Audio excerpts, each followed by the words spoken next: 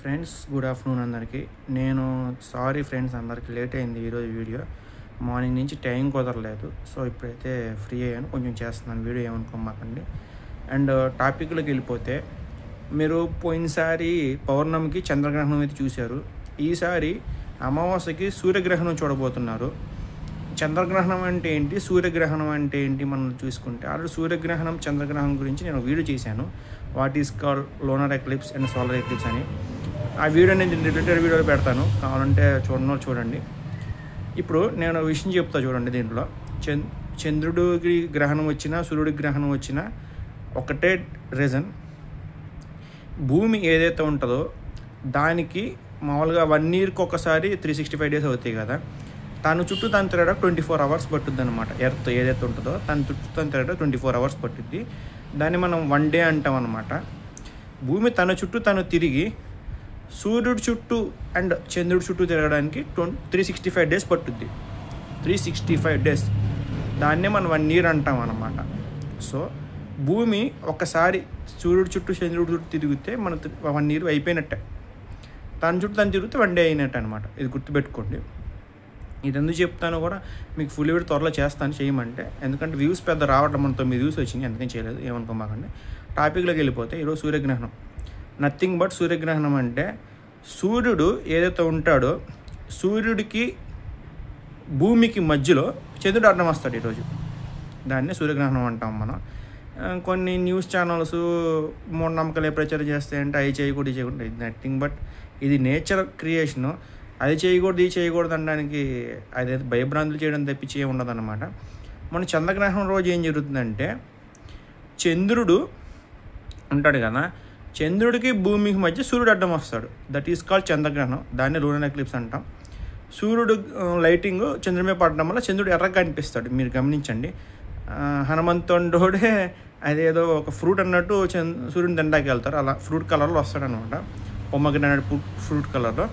అది that is called చంద్రగ్రహణం. Lunar eclipse అంటారు ఇంగ్లీష్లో. ఇది వచ్చేసి సోలార్ ఎక్లిప్స్. దీనికి ఏముండదు అనమాట.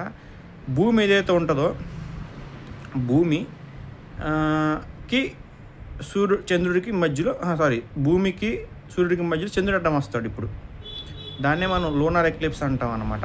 అక్కడ సూర్యుడు అడ్డం వస్తాడు మామూలుగా చంద్రగ్రహణం వచ్చినప్పుడు, ఇక్కడ చంద్రుడు అడ్డం వస్తాడు సూర్యగ్రహణం వచ్చినప్పుడు. ఇదే తేడా, మీరేం పెద్ద పెట్టించుకోవాల్సిన అవసరం లేదు.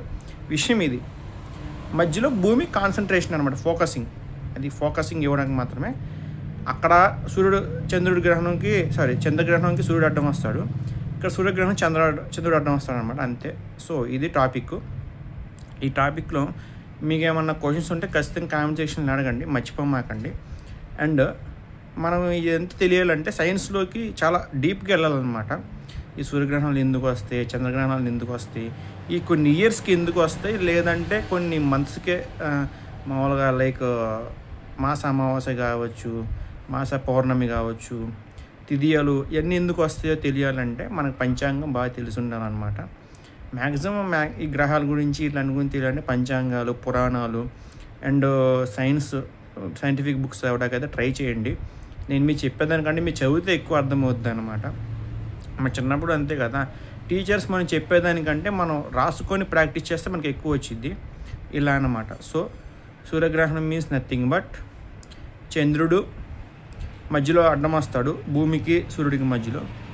చంద్రగ్రహణం మీన్స్ నథింగ్ బట్ భూమికి చంద్రుడికి మధ్యలో సూర్యుడు అడ్డం వస్తాడు. ఇదే తేడా, గుర్తుపెట్టుకోండి. ఇంతమించి నేను లాంగ్ చేయదలుచుకోవాలి వీడియో. సో నేను రిలేటెడ్ వీడియోలో పెడతాను, ఒకసారి చెక్ చేయండి చంద్రగ్రహణం ఎలా ఏంటని చెప్పి కూడా పెట్టాను. So thank you so much. ఈ సూర్యగ్రహణం వల్ల మనకేమీ నిరుపయోగాలు అయితే ఏమి ఉండవు.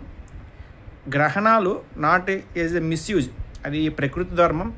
ఏమైనా సముద్రంలో అలజడి వస్తే వచ్చింది, ఎందుకంటే భూమికి లింక్ అయి ఉంటుంది కాబట్టి భూమిలో వాటర్ పర్సెంటేజ్ ఎక్కువ ఉండగా సముద్రంలో అలజడి అయితే రావచ్చు. కాకపోతే మనకైతే ఇబ్బంది ఉండదు, నా ఒపీనియన్ కాదు, సైంటిఫిక్ కూడా ప్రూవ్ అయింది. అది గ్రహణాల వల్ల అది మూఢనమ్మకాలు తప్పించి జనాలకైతే ఇబ్బంది ఉండదు అని చెప్పి ప్రూవ్ అయితే అయింది. సో బిలీవ్ సైన్స్, నాట్ మూఢనమ్మకాలు. ఓకేనా? Thank you so much.